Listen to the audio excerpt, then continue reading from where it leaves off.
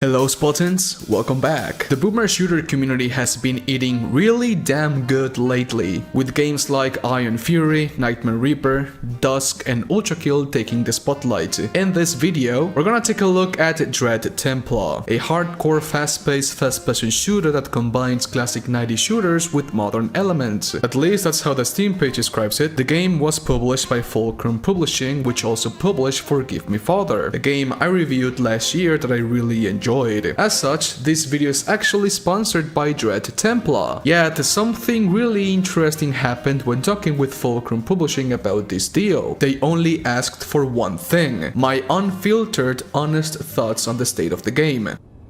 What?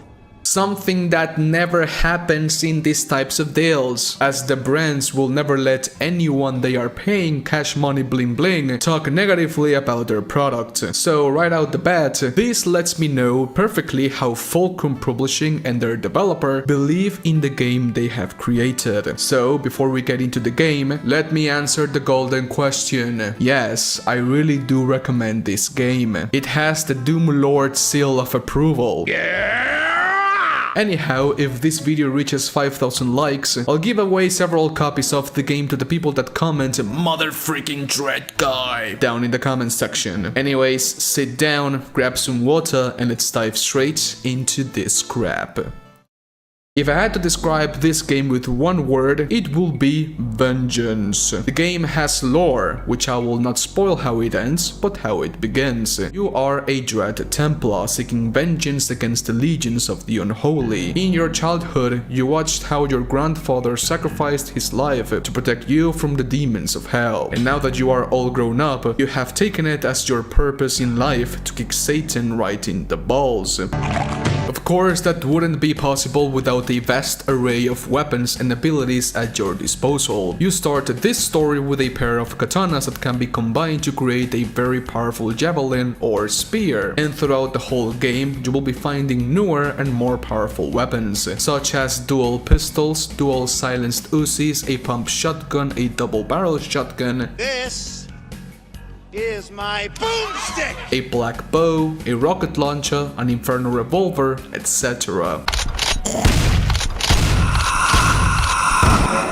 This game also features RPG elements. You can both upgrade your character and your weapons at a place called the Upgrade Altar. Pretty self-explanatory, right? Throughout all the levels you will be finding blood gems and Templar runes. Blood gems are currency to unlock more slots for the Templar runes, which are upgrades for yourself and your arsenal of weapons. The Templar runes can range from giving a certain weapon more ammo, more damage output, or shorter cooldown in the case of the katanas and the black bow. These two weapons are your go-to sniper rifles. They deal a ton of damage, with the exchange that they have a couple of seconds of cooldown.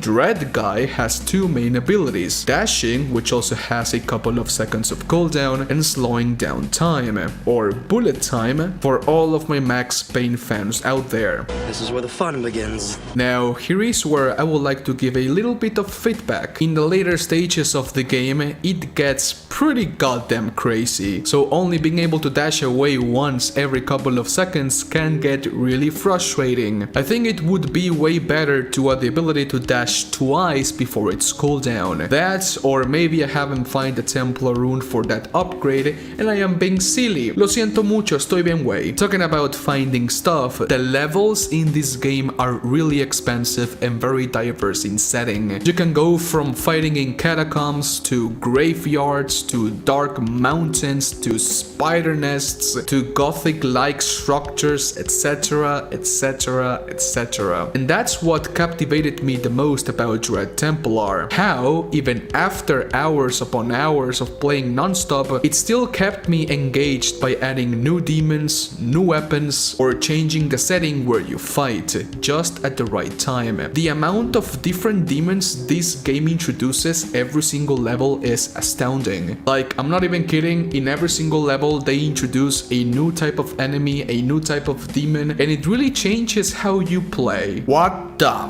fuck is that? To be honest, my friends, I didn't really bore myself when going through the levels of this game, and when I was about to yawn, boom, a new demon is released that completely shakes me out from my comfort zone, or boom, a new weapon is discovered that changes how you approach certain enemies. Because the levels are very expansive, very big, they have a lot of hidden secrets. Some secrets are just stuff hidden behind some barrels or urns, and other secrets can be a little bit more complex, like hitting a secret switch that opens a secret door somewhere in the level, so you have to backtrack and find that secret door, and if you don't, well, Nemo the way, or interacting with certain item in the game that opens a secret passageway, or finding stuff like this eyeball that was submerged below a fountain of blood. I still have yet to discover where do I put this damn eyeball. Please help me. Talking about secret passageways and the like, each level features side areas, combat encounters that are essentially way more challenging than the normal route, with the exchange that if you beat them, you will gain better rewards, which are usually more blood gems, golden Templar runes, and ammo and health. The Templar runes can be separated into categories. Silver Templar runes are your normal quality of life upgrades for your weapons, more damage, less cooldown, etc. And golden Templar runes make your weapons way more powerful, like making the spread of the shotgun be more tight. Add that with a damage multiplier rune and the shotgun turns into a goddamn sniper rifle as well.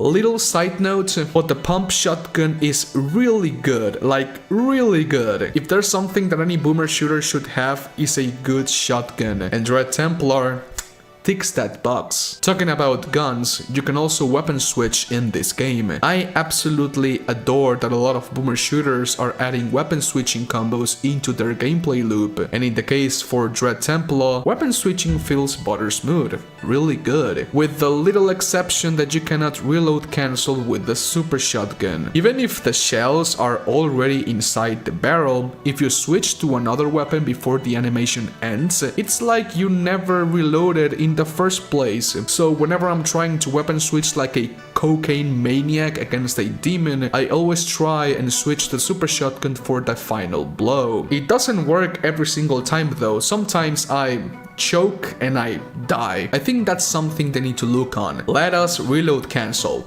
Pretty please. The bread and butter of this game are the boss fights. Yes, this game has also boss fights. Every now and then, the game will throw very hard bosses your way. Demonic generals like the Hell Knight or the Spider Queen. You can really see the influence Doom had in the game when naming the bosses, and there's absolutely nothing wrong with that. The bosses in this game are your typical shoot at it until it freaking dies type of encounter. I'm playing on hard, which is the second to hardest difficulty, and well, I was getting my ass kicked at the beginning of each.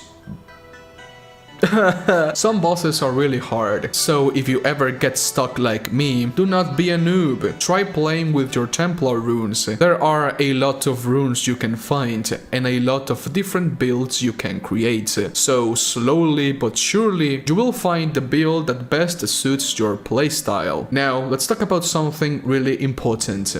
The music. It's not bad by any means, but it can get a little bit repetitive when you have been playing for hours non-stop. It got to the point where I got rid of it altogether and began listening to some lo-fi while playing. Again, the music is not bad by any means, but it needs more variety, especially in this game where it has 25 plus levels for you to beat. And that's the thing with Dread Templar. It has a ton of content. If you are a completionist like me, each level can last from 10 to 20 minutes, so this game offers around 10 to 20 hours of gameplay and content, and for an indie boomer shooter that is $12 to $15 on the store, I think that's a pretty great deal. En serio. But well, that is Dread Templar. I really recommend it a lot. If you stick with it, it can really offer a great gaming experience, and for the time I have been playing it, I never got bored. And I think that's something really important. The variety and level design and different types of enemies are what makes it such an enjoyable first-person shooter. I think Dread Templar nails the 30 seconds of fun rule perfectly too. Huge thanks to Fulcrum Publishing for sponsoring this video, and I hope you have a fantastic weekend. Stay safe. Adios. Bye.